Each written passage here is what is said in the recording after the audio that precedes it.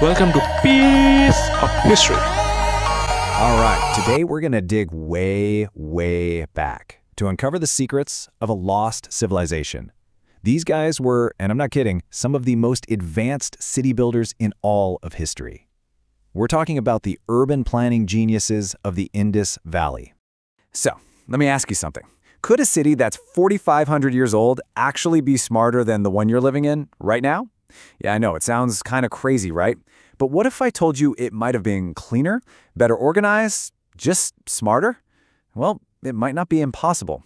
The Indus Valley civilization built cities with a level of foresight that is just astounding. So, let's dive in and see how on earth they pulled it off. So who were these people? We're talking about the Indus Valley civilization, also known as the Harappan civilization. They were flourishing thousands of years ago in the area that's now Pakistan and northwest India. And here's what's so cool about them, what really makes them stand out. You think of ancient civilizations, you think Egypt, Mesopotamia, giant pyramids, huge temples for gods and kings, right? Well, the Indus Valley people, their genius wasn't in that stuff. It was in building incredibly sophisticated, comfortable, and seriously clean cities for, regular people like you and me. Okay, so what was their secret sauce? I mean, how did they build these incredible cities so far back in the past? Well, it all boiled down to one thing, a brilliant, standardized blueprint. First things first, let's get our bearings with a timeline. This civilization wasn't just some flash in the pan. We're talking about a culture that thrived for over 700 years, really hitting its stride in what we call the mature Harappan phase. But then, poof, they just vanished. And for thousands of years, these amazing cities were lost, totally forgotten, buried under layers of sand and time. That is, until they were stumbled upon just a little over 100 years ago. Wild, right? Okay, so their success wasn't an accident. It was a system, a four-step master plan, really. First up, the grid layout. Their streets weren't just random paths, they were meticulously planned, intersecting at almost perfect right angles. Think modern city blocks. Second, standardized bricks. They mass-produced these uniform oven-baked bricks, which was a huge deal back then. It meant a house in one city could be built to the exact same standards as one hundreds of miles away. Third, and this is the one that just blows my mind for the ancient world, covered drains. They had sophisticated citywide sewage systems running under the streets. And finally, public works. They built huge structures for everyone to use. This wasn't just about building houses. This was intelligent, civic-minded design on a massive scale. So that's the blueprint, the theory, right? But to really, truly get how incredible this was, you've got to see it in action. So let's take a quick virtual tour of the key sites, the places where this amazing lost world was literally dug up and brought back to light. It's hard to believe, but this entire chapter of human history was just blank. Nobody knew about it until the 1920s. That's when archaeologists, guys like Dairam Sani and R.D. Banerjee, started digging at sites called Harappa and Mohenjo-Daro. And what they uncovered wasn't just some minor detail for the history books. No way. It revealed a whole forgotten third pillar of ancient civilization, just as important as ancient Egypt and Mesopotamia. All right, our first stop is Mohenjo-Daro.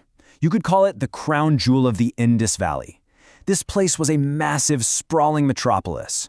It's where you'll find the famous Great Bath, a gigantic, perfectly waterproofed public pool that just screams engineering genius. The drainage systems here, absolutely unparalleled in the ancient world. Oh, and this is also where two of the most famous artifacts ever from the civilization were found. The mysterious priest-king statue and the absolutely beautiful dancing girl bronze. Okay, next up, we're heading to Harappa, the city that actually gave the whole civilization its name. Now, if Mohenjo-Daro was kind of like the cultural capital, Harappa might have been the breadbasket, the agricultural hub. Archaeologists found these enormous granaries there, which points to a super organized system for storing and handing out food. You could almost think of it as the engine room that powered their entire economy. And their skills didn't just stop at the water's edge. Nope, they were absolute masters of water. Take the port city of Lothal. Here, they built one of the world's first ever known dockyards, a bustling hub for trade with faraway lands.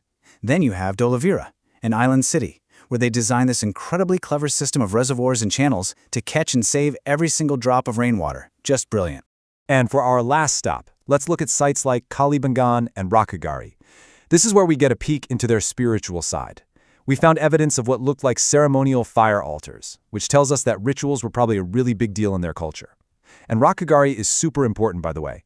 New discoveries are suggesting it might have been one of the biggest Harappan cities of them all, a huge urban center right in the heart of modern India. So we've seen the cities, the incredible infrastructure, but what about the people who lived there? You know, what was a normal Tuesday like for them? Let's pull back the curtain and look at the bustling economy and the amazing artisans who called these places home.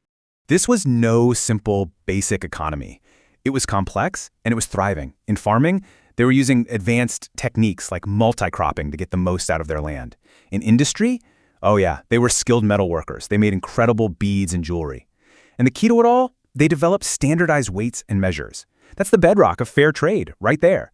This was a society buzzing with skilled craftspeople and really smart merchants. And they weren't just trading with their neighbors. Not at all. Their trade network was huge, stretching all the way to Mesopotamia. That's modern-day Iraq. So how'd they manage all that? Well, with these beautiful, intricate little stone seals. Each one is carved with a unique animal and some of their mysterious script. It was kind of like their company logo, their signature, and a stamp of quality all rolled into one. They're these tiny masterpieces that tell a huge story about a surprisingly globalized ancient world. You know, it's easy to get lost in the bricks and the drains and forget that real people lived here. But what did they look like? What were their faces like? We have no paintings, zero written descriptions. And that's what makes statues like these so incredibly precious. The priest king, the dancing girl, they're really the only photographs we have, the only real glimpses into the faces of the people who built this amazing world. So for everything we think we know, there's just so much more that we don't. And that's where we're going now. In this final section, we're going to dive into the lingering mysteries, the biggest, most fascinating, unanswered questions of them all. Okay, one of the most tantalizing puzzles is, what happened next? What was their legacy? Here's the evidence. Archaeologists find these fire altars, right? And they find hundreds of their towns and cities all along the banks of a river that's now bone dry. Flash forward 1,000 years or so, and you've got ancient Hindu texts, the Vedas, that talk all about fire worship ceremonies, and they mention a legendary, powerful river called the Sarasvati, right where that dry riverbed is. So is that just a massive coincidence? Or is it a direct link? The connections are definitely there. They're super compelling, but the jury is still out. And honestly, that whole river mystery is just one piece of the puzzle. Even after 100 years of digging, the biggest secrets of the Indus Valley are still locked away. There are really three great big unknowns that just loom over everything. First, their language. They left behind this beautiful, complex script on thousands of seals and pots, and we can't read a single word of it. It's like finding a library where all the books are locked. Second, their leaders. You see all this incredible organization, these perfectly planned cities, but there are no giant palaces, no big fancy royal tombs. So who was calling the shots? Priests? A council of merchants? We have no idea. And finally, their disappearance. Around 1900 BCE, this incredible civilization just starts to fade away. Why? Was it a massive change in the climate? Did their economy just collapse? The fate of the Harappans is still one of history's greatest cold cases. So, in the end, what do we have? They built a world of breathtaking order and skill.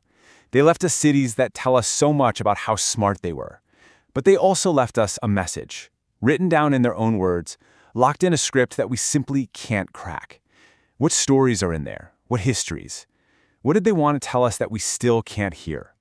The most important message from the Indus Valley might be the one that, for now, remains silent.